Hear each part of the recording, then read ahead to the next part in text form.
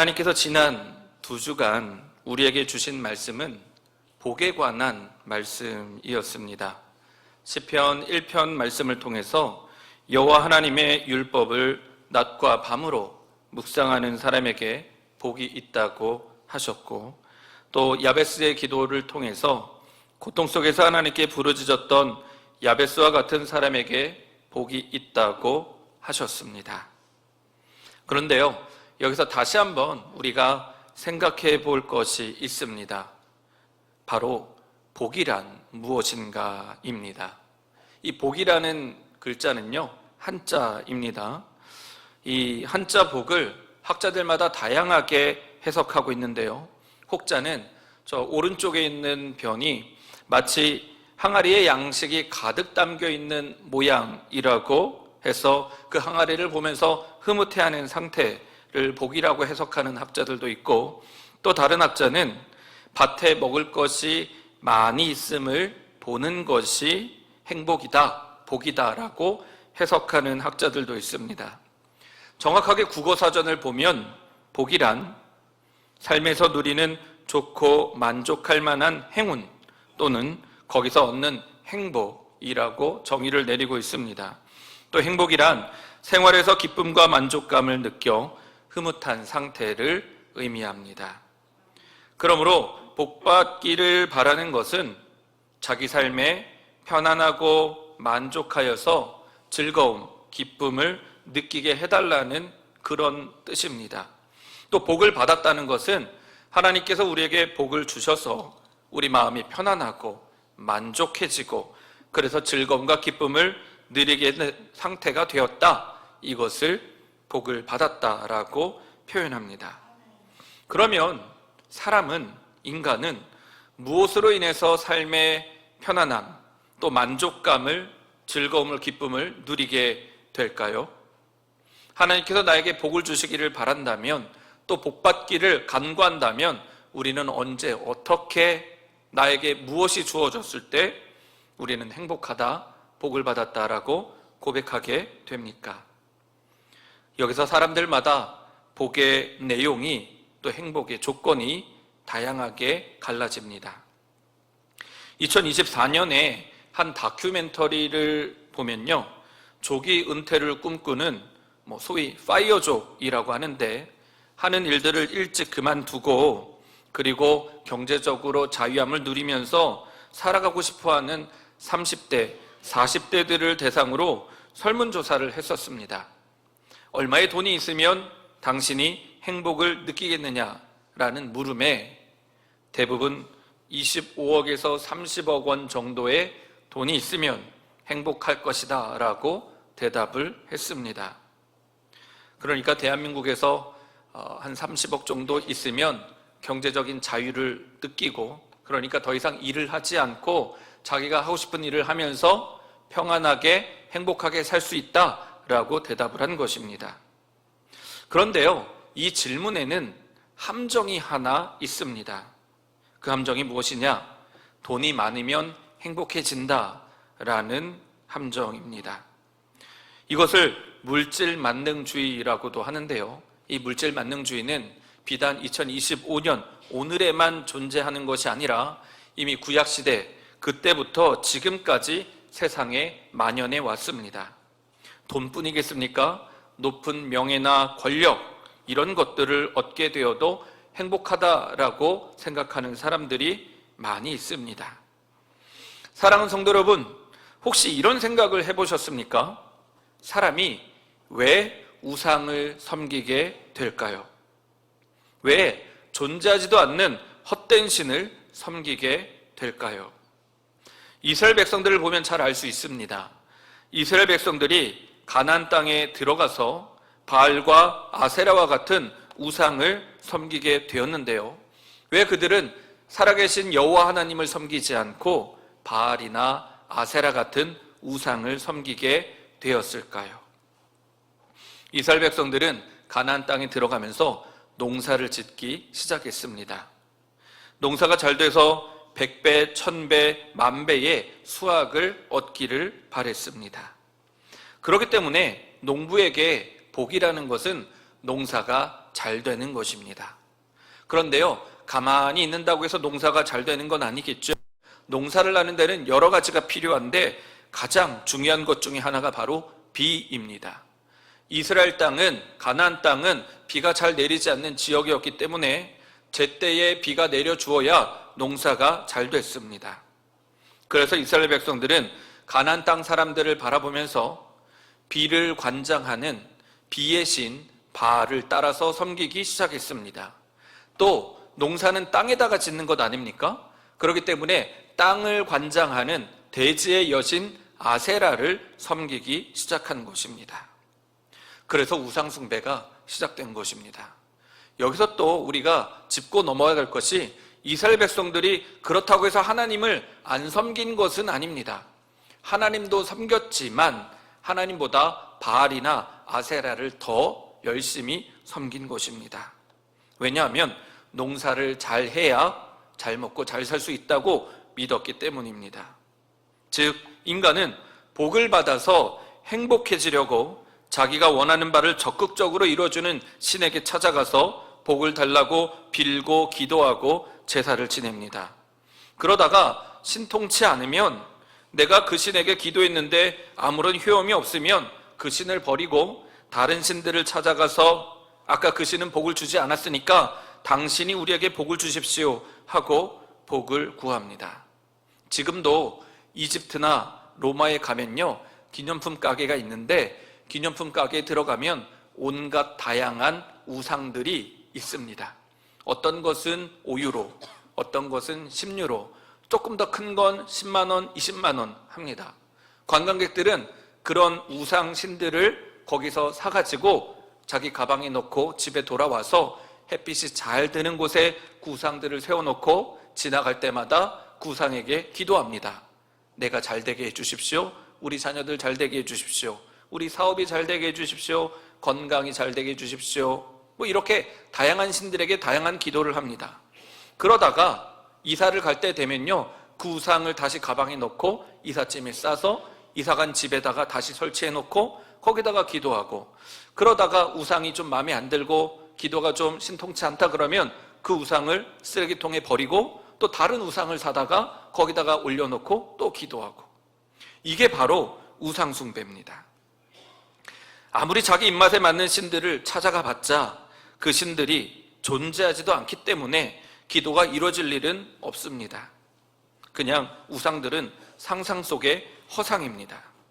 그리고 무엇보다 자기 자신이 복을 받으려고 신을 이용하는 것을 기복신앙이라고 하지요.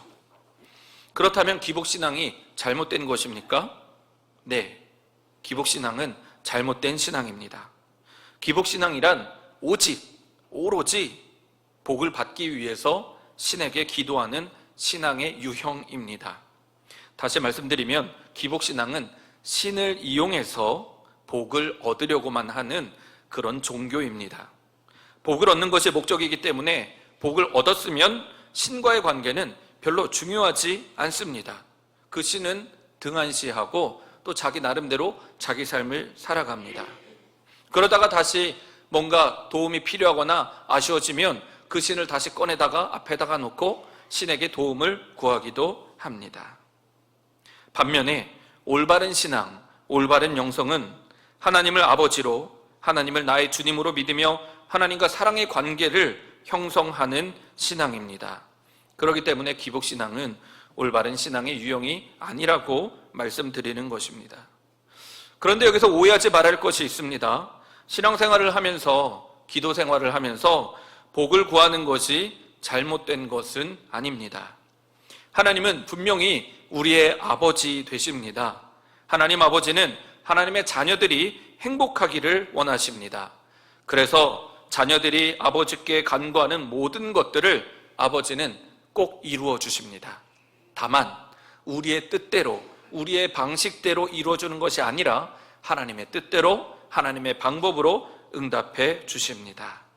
하나님은 늘 우리에게 말씀하십니다. 세상이 말하는 행복의 기준, 행복의 조건들, 곧 많은 돈, 명예, 권력, 이런 것들이 행복하게 해줄 수 있는 것이 아니라는 것입니다. 우리를 진정으로 행복하게 할 수 있는 분은 오직 예수님밖에 없음을 믿으시기 바랍니다. 그래서 오늘은 마태복음 5장 1절로 3절 말씀을 본문으로 해서 행복한 사람이라는 제목으로 어떤 사람이 행복한 사람인지, 예수님께서 행복을 어떻게 말씀해 주셨는지 함께 보려고 합니다. 예수님께서 공생애를 시작하시고 산에 오르셔서 말씀을 선포하십니다. 이것을 우리는 산상수훈이라고 합니다. 5장 1절 2절입니다. 예수께서 무리를 보시고 산에 올라가 앉으시니 제자들이 그에게 나아왔다. 예수께서 입을 열어서 그들을 가르치셨다. 성도 여러분, 혹시 이 장면을 보시면서 떠오르는 구약 성경의 한 장면이 있으십니까? 이때 당시에 예수님의 말씀을 들었던 사람들은 대부분 유대인들이었고, 마태복음은요, 특별히 유대인들에게 예수님이 메시아, 그리스도시다라는 것을 선포하기 위해서 기록된 복음서입니다. 그렇기 때문에 유대인들은요, 이 장면을 굉장히 익숙하게 여겼습니다. 그리고 마음으로 몹시 놀라기까지 했습니다. 이 장면이 어떤 장면이냐? 출애굽기 19장 20절, 21절 말씀입니다. 주님께서 시내산 곧 그 산 꼭대기로 내려오셔서 모세를 그 산 꼭대기로 부르시니 모세가 올라갔다. 주님께서 모세에게 말씀하셨다. 여호와 하나님께서 시내산에 임재하셨고 모세를 부르셨고 모세에게 말씀을 전하셨습니다. 그리고 시내산 아랫자락에 이스라엘 백성들을 모시고 여호와 하나님께서 그들에게 십계명을 선포하셨습니다.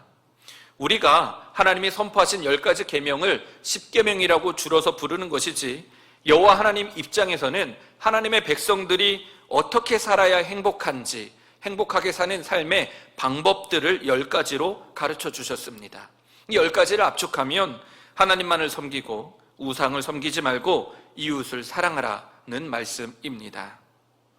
그런데 여호와 하나님께서 시내산에서 임재하셔서 모세와 아론과 이스라엘 백성들에게 말씀을 선포하셨듯이 성자 하나님이신 예수님께서 산에 오르셔서 산에 임재하셔서 제자들을 부르셨고 제자들과 무리들에게 복이 무엇인지 선포하고 계신 것입니다. 곧 이 산상수훈 장면을 통해서 유대인들은, 이스라엘 백성들은 무엇을 상상할 수 있었느냐? 시내산에서 하나님의 말씀을 선포하신 여호와 하나님, 그 장면을 떠올릴 수 있었던 것입니다. 예수님께서 산에서 입을 열어 말씀하십니다. 그 말씀의 내용인즉 복에 관한 말씀입니다. 말씀을 듣기에 모인 사람들, 또 마태복음을 읽는 사람들은 나라를 잃고 물질적으로 몹시 가난하고 세상에서 사람 대접 받지 못하는 힘없는 약자들이었습니다. 그런 사람들에게 예수님께서 참된 복이 무엇인지, 진정한 복이 무엇인지 선포하고 계신 장면입니다. 본래 신약성경은요, 그리스어, 헬라어로 기록되어 있는데요, 이때 당시 유대인들은 아람어, 히브리어를 사용했습니다. 그래서 예루살렘 성서공회가 이 헬라어로 되어 있는 신약성경을 히브리어로 번역한 성경책이 있습니다. 그 성경책의 마태복음 5장 3절을 직역해서 읽어드리겠습니다. 이런 사람은 복이 있다. 영이 가난한 사람들, 왜냐하면 그들의 것이다 하늘나라가. 이런 사람은 복이 있다. 혹시 어디서 들어본 말씀이지 않으십니까? 기억이 안 나시죠? 2주 전에 시편 1편을 가지고 복이 무엇인지 말씀을 전해드렸었는데요, 그 시편 1편 1절이 이렇게 시작합니다. 이런 사람은 복이 있다. 히브리어로 아슈레이 하이쉬라고 합니다. 그러니까 성자 하나님께서 마치 여호와 하나님이 시내산에 임재하셔서 말씀을 선포하셨던 것처럼 한 산에 올라가 이스라엘 백성들에게 말씀을 선포하시는데 그 첫 마디가 아슈레이 하이쉬, 이런 사람은 복이 있다라는 시편의 말씀이었습니다. 시편 말씀을 모르는 이스라엘 백성들은 아무도 없었습니다. 그런데 성자 하나님께서 산에서 선포하시는 말씀이 시편의 말씀을 인용한 말씀이었습니다. 즉 시편 1편을 통해서 다시금 인간에게 필요한 참된 행복이 무엇인지를 다시 선포하고 계신 장면이 마태복음 5장 말씀입니다. 그렇다면 성자 하나님께서 선포하시는 행복은 무엇입니까? 예수님께서는 어떤 사람이 복이 있다고 행복하다고 말씀하고 계십니까? 3절 전반절입니다. 마음이 가난한 사람은 복이 있다. 영이 가난한 사람, 마음이 가난한 사람이 복이 있다는 것입니다. 여기서 가난이라는 단어를 주목해 볼 필요가 있는데요. 가난이라는 단어는 히브리어로 아니예, 헬라어로 푸토코스라는 단어입니다. 이 아니에라는 단어, 푸토코스라는 단어는 언제 사용하느냐? 그냥 단지 돈이 조금 없어서, 먹을 것이 없어서, 그냥 집이 없어서 그냥 가난하다라는 수준의 가난이 아니라, 이 사람들은 아니에, 푸토코스라는 단어를 언제 사용했냐면, 좀 양해하고 들어주시기 바랍니다. 어느 거지가 열흘 동안 물 한 방울, 쌀 한 톨도 먹지 못한 그런 상태에서 먹을 것을 찾기 위해서 온 산을 헤집고 다니고 온 사람들에게 먹을 것을 달라고 간절하게 간청하는, 구걸하는 상태가 바로 아니에, 푸토코스라는 가난의 뜻입니다. 누가복음 21장 2절에 보면요, 자신의 생활비를 전부 봉헌한 어느 가난한 과부에 대한 말씀이 기록되어 있습니다. 21장 2절 말씀입니다. 또 어떤 가난한 과부가 거기에 랩돈 2님을 넣는 것을 보셨다. 여기서 가난이라는 단어는요, 페니크로스라는 단어인데, 이 페니크로스라는 단어도 생활비가 없어 가난한 상태를 말합니다. 하지만 이 가난한 과부에게는요, 2랩돈, 그러니까 2,000원이 있었다는 것이죠. 그런데 푸토코스, 아니에라는 단어는요, 그 2,000원도 없는 상태, 그러니까 정말 인생의 밑바닥, 아주 가난한 상태를 푸토코스, 아니에라고 합니다. 그런데요, 예수님께서 말씀하신 이 절박한 가난은 물질적인 가난, 육체적인 가난이 아니라 마음의 가난함, 영혼의 가난함을 의미합니다. 그러면 마음이 가난하다, 영혼이 가난하다라는 건 어떤 상태를 의미하겠습니까? 이 영혼의 절박함, 마음의 가난함을 잘 표현하고 있는 성경 말씀이 시편 63편입니다. 시편 63편은 다윗이 자기를 죽이려고 하는 사울 왕을 피해서 도망치는 중에 유대 광야에서 하나님께 부르짖어 기도했던 시편입니다. 하나님, 주님은 나의 하나님입니다. 내가 주님을 애타게 찾습니다.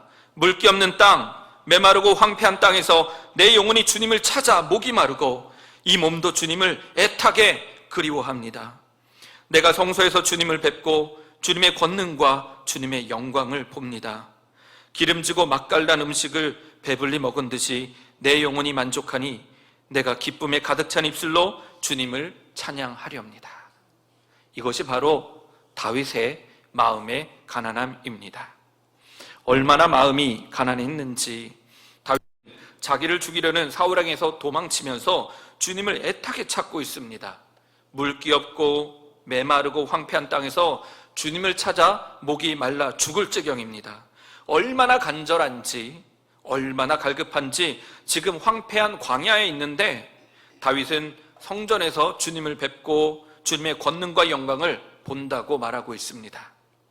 믿음은 바라는 것들의 실상이고 보이지 않는 것들의 증거라 했습니다.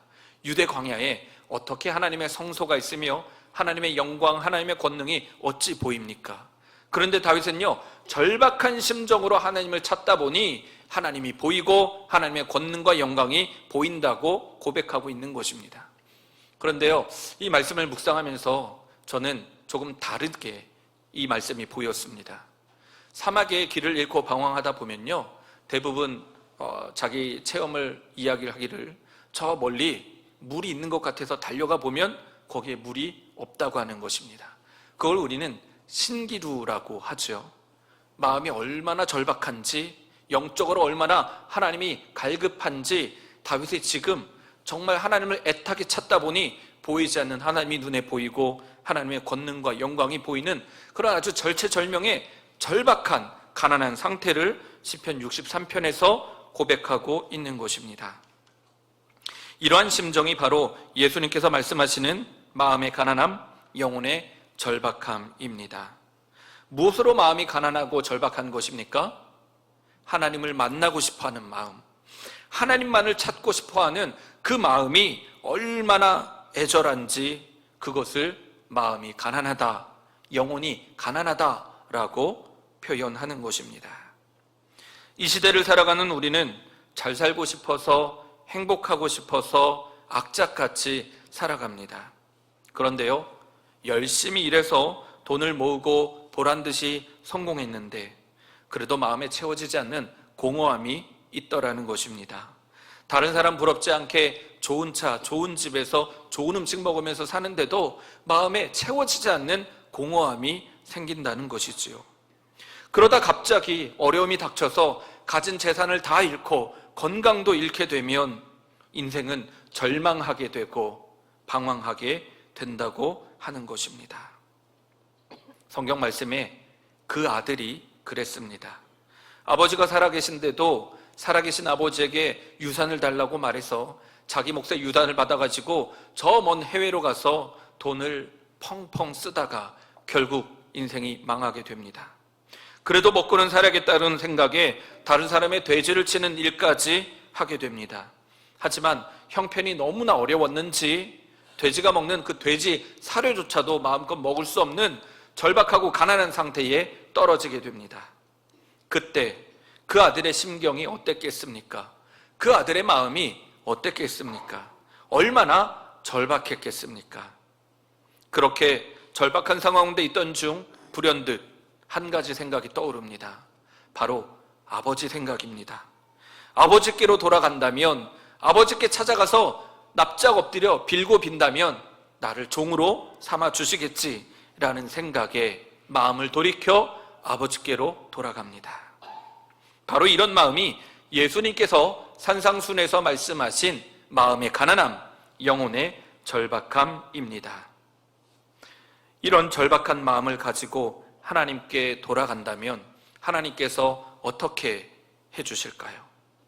죽음의 위기에서 사막을 방황하는 다윗의 절박한 마음으로, 인생의 벼랑 끝에서 하나님만을 부르짖는 그 절박한 마음으로 예수님께 나아간다면 예수님께서 어떻게 해주실까요?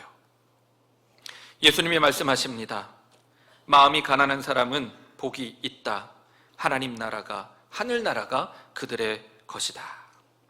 여기서 복이라는 단어는 히브리어로 아쉐르, 헬라어로 마카리오스라는 단어입니다. 이 단어들은 세상이 말하는 행복, 곧 돈이 많아서 사업이 잘 돼서 건강해서 느끼는 만족과 즐거움, 행복이 아니라 하나님께서 주시는 마음의 평안함, 샬롬의 상태를 의미합니다. 특히 마카리오스라는 단어는 하나님이 느끼시는 평안함이라는 단어입니다. 그러므로 마음이 가난한 사람에게 복을 주시는데 그 복은 어떤 복이냐? 하나님이 느끼시는 평안함을 주신다는 것입니다. 그러면 하나님이 주시는 평안함이란 구체적으로 무엇을 의미합니까? 3절을 다시 읽어드리겠습니다. 마음이 가난한 사람은 복이 있다. 하늘나라가 그들의 것이다. 예수님은 마음이 가난한 사람에게 복이 있으니 마음이 가난한 사람에게 하나님이 주시는 평안을 느끼게 될 것인데 그것이 바로 무엇이다? 하늘나라라는 것입니다. 하늘나라가 마음이 가난한 사람들에게 것이기 때문에 그들의 마음이 평안하다라는 뜻입니다. 그런데요, 여기서 하늘나라는 본래 하나님 나라를 의미합니다. 아까도 말씀드렸지만 마태복음은 유대인들을 위해서 쓰여졌다고 했습니다. 유대인들은 출애굽기 20장 7절 말씀, 너희는 주 너희 하나님의 이름을 함부로 부르지 못한다. 주는 자기의 이름을 함부로 부르는 자를 죄 없다고 하지 않는다 라는 10계명의 세 번째 계명 때문에 하나님이라는 단어를 읽을 수 없었습니다. 그래서 마태는 마태복음을 기록할 때 하나님 나라라는 대신에 하늘나라라는 표현을 사용했습니다. 그래서 마태복음을 읽어보면요, 하나님 나라라는 단어는 한 번도 나오지 않습니다. 그런데 하늘나라는요 37번이나 나옵니다. 반대로 마가복음, 누가복음, 요한복음에는요 하늘나라라는 표현이 한 번도 나오지 않고 대신 하나님 나라라는 단어가 사용됩니다. 그렇기 때문에 하나님 나라, 하나라는 무엇을 의미하느냐? 마태복음 24장 32절 33절입니다. 무화과 나무에서 교훈을 배워라. 가지가 연하여지고 잎이 돋으면 너희는 여름이 가까이 온 줄을 안다. 이와 같이 너희도 이 모든 일을 보거든 인자가 문 앞에 가까이 온 줄을 알아라 했습니다. 그런데 똑같은 말씀이 누가복음에도 기록되어 있습니다. 예수께서 그들에게 비유를 하나 말씀하셨다. 무화과 나무와 모든 나무를 보아라. 잎이 돋으면 너희는 스스로 보고서 여름이 벌써 가까이 온 줄 안다. 이와 같이 너희도 이런 일들이 일어나는 것을 보거든 하나님의 나라가 가까이 온 줄로 알아라. 그러니까 마태복음에서는 하나님이라는 단어를 쓸 수 없으니 인자가 가까이 온 줄 알아라 라고 했는데, 누가복음에서는 하나님의 나라가 가까이 온 줄로 알아라 라고 기록되어 있습니다. 이 말씀을 통해서 우리는 알 수 있지요. 하나님 나라가 누구입니까? 곧 예수 그리스도라는 것입니다. 안타까워하는 마음, 울부짖는 마음, 나의 상황을 인정하고 하나님께 매달리는 사람에게 하나님께서는 그 마음이 가난한 마음이다 라고 하셨으며 복을 주셨는데, 그 복이 무엇입니까? 하나님 나라를 주셨다는 것입니다. 그런데 그 하나님 나라가 바로 예수 그리스도라는 것이지요. 영혼이 절박한 사람, 마음이 가난한 사람은 곧 예수님을 얻게 된다는 것이 하나님의 말씀입니다. 다윗이 그랬습니다. 사막에서 광야에서 하나님만을 애타게 찾는 다윗에게 하나님은 하나님 자신을 다윗에게 주셨습니다. 늘 다윗과 함께 하셨고 그 누구도 다윗의 털끝 하나도 건드리지 못하게 하셨습니다. 사무엘하 5장 10절 말씀입니다. 만군의 주 하나님이 다윗과 함께 계심으로, 만군의 주 하나님이 다윗과 함께 계심으로 다윗이 점점 강대해졌다. 아까 읽어드렸던 시편 63편 말씀을 기억해 보시기 바랍니다. 광야에서 빈들에서 하나님만을 찾고 부르짖어 절박한 마음으로 기도했던 그 다윗에게 하나님은 하나님 자신을 주셔서 다윗과 늘 함께 해주셨고, 늘 다윗과 함께 하시는 하나님으로 인하여서 다윗은 점점 강대해져 갔다는 것입니다.